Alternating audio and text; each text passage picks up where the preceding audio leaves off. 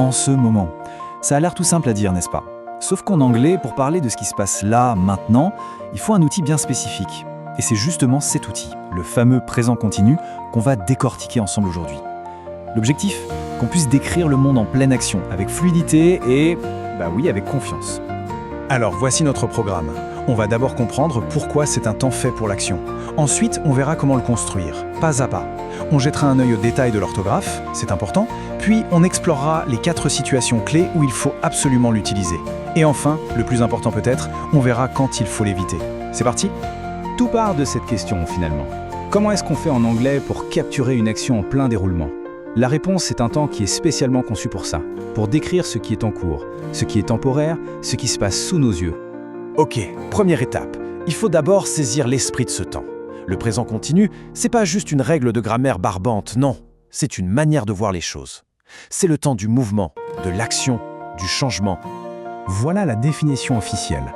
Le présent continu, c'est un peu comme une caméra. Il ne dit pas juste un fait général du genre « le soleil brille », non.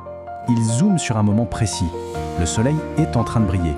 Il capture une action en cours, une situation qui ne va pas durer, ou même une tendance qui est en train d'évoluer. Bon, maintenant qu'on a compris le pourquoi, on passe au comment. Et la bonne nouvelle, c'est que construire une phrase au présent continu, c'est un peu comme suivre une recette de cuisine hyper simple. Il y a juste 3 ingrédients à ne pas oublier. Et là voilà, cette fameuse recette. Étape 1, on commence toujours par le sujet. Logique, c'est lui qui fait l'action. Étape 2, on ajoute son assistant indispensable, le verbe to be, bien conjugué au présent. C'est vraiment la clé. Et enfin, étape 3, on prend le verbe de l'action et on lui colle la terminaison ing. Et c'est tout. Regardons ce que ça donne en pratique. Pour I, on utilise am, I am working. Pour he, she ou it, ça devient is, he is playing.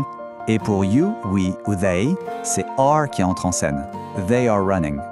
Au fond, la seule petite chose à mémoriser, c'est juste comment accorder ce fameux verbe to be. La structure est simple, d'accord, mais attention aux détails. Ajouter ing à la fin d'un verbe, ça paraît facile, mais il y a quelques petites règles d'orthographe à connaître pour ne pas se tromper. C'est notre 3e point, l'orthographe parfaite. Alors, première règle à connaître. Si un verbe se termine par un E qu'on n'entend pas, comme dans write, ce E doit disparaître avant qu'on ajoute ing. Donc on n'écrit pas write ing, mais bien writing. C'est pareil pour make, qui devient making, ou close, qui devient closing. Logique, non ? Deuxième cas de figure, un peu plus rare, mais il faut le connaître, ce sont les verbes qui se terminent par IE, comme lit. Là, le IE se transforme en Y avant d'ajouter notre terminaison. Lit devient donc lying. Un autre exemple, le verbe die, mourir, qui devient dying. Et là voilà, la règle la plus célèbre, la règle CVC, pour consonne, voyelle, consonne. Quand un petit verbe se termine comme ça, par exemple run, R-U-N, on double la dernière consonne avant de mettre ing. Run devient donc running, avec 2 N. C'est la même histoire pour swim, qui devient swimming, ou stop, qui devient stopping. Parfait. Maintenant qu'on sait construire et bien écrire nos phrases, la question la plus importante se pose. Quand est-ce qu'on s'en sert au juste ? C'est là que ça devient vraiment intéressant. Il y a 4 situations, 4 moments clés où le présent continu est tout simplement le meilleur choix. On peut voir ces 4 usages comme 4 super pouvoirs de la langue anglaise. Chacun apporte une nuance bien précise. Allons-y pour le premier. Le premier cas, c'est le plus évident. Une action qui se passe là, maintenant, au moment où on parle. She is cooking right now. Elle est en train de cuisiner. Des petits mots comme now ou at the moment sont souvent des indices en or pour cet usage. Deuxième utilisation, pour parler de situations temporaires. They're living in Douala this month. Bon, ils ne sont peut-être pas physiquement dans leur maison à cette seconde précise, mais le fait qu'ils habitent à Douala, c'est une situation temporaire qui englobe le présent. Troisième super pouvoir, décrire une évolution, une tendance. Prices are increasing. Les prix sont en train d'augmenter. C'est un processus en cours. On voit ça très souvent avec des verbes de changement comme getting, changing ou improving. Ça décrit une situation en pleine transformation. Et enfin, attention, petite surprise, on peut utiliser le présent continu pour parler du futur. Mais pas n'importe quel futur. Uniquement pour des plans qui sont déjà fixés, des rendez-vous confirmés. We are leaving tomorrow. C'est plus qu'une simple idée, c'est déjà noté dans l'agenda. C'est un futur quasiment certain. Bon, on a vu qu'on l'utilisait. Mais pour vraiment maîtriser un outil, il faut aussi savoir quand ne pas l'utiliser. Et c'est là que se cache l'erreur la plus courante, celle qu'on veut absolument éviter.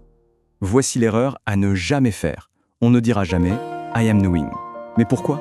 Eh bien parce que savoir, ce n'est pas une action qu'on fait, c'est un état dans lequel on est. La seule forme correcte, c'est I know. Certains verbes sont tout simplement allergiques à la terminaison ing. On les appelle les verbes d'état. Ils décrivent des états, pas des actions. On peut les classer en quelques grandes familles. Les opinions sous sentiment, comme love ou know, la possession, comme have ou own, et les sens, comme see ou hear. Comme ils décrivent des choses stables, ils préfèrent la simplicité du présent simple. Alors, pour résumer tout ça, s'il n'y avait qu'une seule chose à retenir, ce serait celle-ci. Le présent continu, c'est le temps du dynamisme. Il décrit tout ce qui est actif, temporaire et en pleine évolution. C'est le mode action de la grammaire anglaise. Et pour finir, une petite question pour la route. S'il fallait imaginer un projet temporaire vraiment intéressant sur lequel une personne pourrait travailler en ce moment, ce serait quoi? C'est le genre de réflexion qui aide vraiment à ancrer tout ce qu'on vient de voir.